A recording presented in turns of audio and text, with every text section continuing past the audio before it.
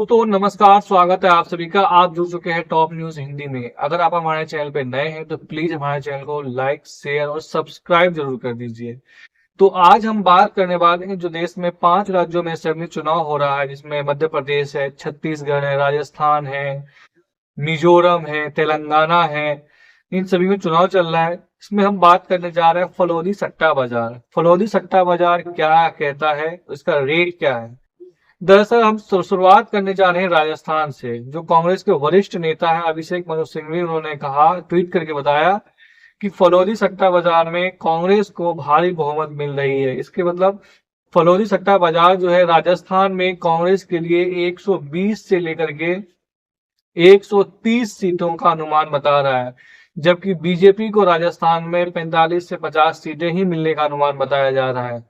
तो इस हिसाब से देखा जाए तो इस बार रिवाज बदलना तय है। अगर फलौदी सट्टा बाजार का जो अनुमान है अगर वो सही होता है तो राजस्थान में इस बार राज नहीं रिवाज बदलने की चांसेस लग रही है। जबकि दूसरी तरफ मध्य प्रदेश का जो फलौदी सट्टा बाजार कहता है, उसमें कहता है कि कांग्रेस को 115 से 118 सीटें मिलने का अनुमान बताया गया है फलौदी सट्टा बाजार के हिसाब से, और बीजेपी के लिए 110 से 115 सीटें मिलने का अनुमान बताया गया। उन्होंने बताया है कि मध्य प्रदेश में कांटे का मुकाबला चल रहा है।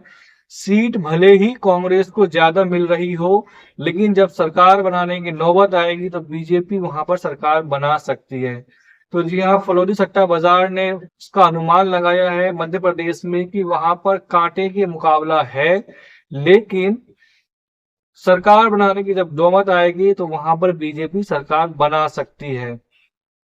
ये वही फलौदी सट्टा बाजार है। आखिर इसका अनुमान कितना सटीक होता है, इसका जानकारी अगर आपको लेना है तो इससे कुछ समय पहले ही कर्नाटका में असेंबली इलेक्शन हुआ था, जिसमें फलौदी सट्टा बाजार ने कांग्रेस के लिए 137 सीटें प्रिडिक्ट की थी। यानी एक उन्होंने फलौदी सट्टा बाजार के हिसाब से कांग्रेस को कर्नाटक में 137 सीटें मिलना चाहिए।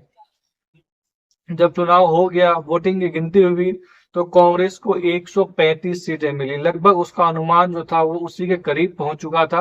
यानी उसका देखा जाए तो अनुमान जो था वो बिल्कुल सही था, और कांग्रेस का बीजेपी के लिए उन्होंने 60 सीटें सीटें 50 सीटें उन्होंने अनुमान लगाया था, लेकिन उसे 66 सीटें मिली।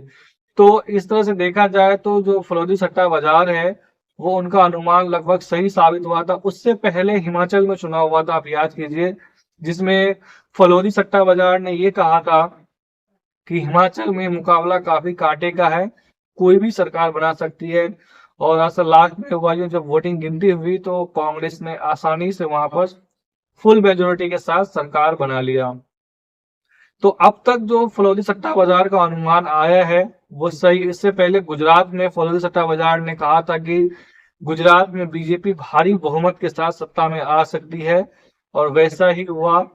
पूरे 20 साल का रिकॉर्ड तोड़ के काफी भारी बहुमत के साथ बीजेपी जो है वो गुजरात में भी सत्ता में आई। तो अभी तक जितने भी प्रोडिक्शन किया है फलौदी बाजार ने, सट्टा बाजार ने, वो लगभग सही साबित हुआ है। तो इसके बारे में क्या सोचते हैं अगर आप राजस्थान से, बताइए कि कौन जीत रहा है, कौन हार रहा है, किसको कितनी सीटें आ रही हैं। अगर आप हमारे चैनल पर नए प्लीज हमारे चैनल को लाइक, शेयर और सब्सक्राइब कर दिए। धन्यवाद।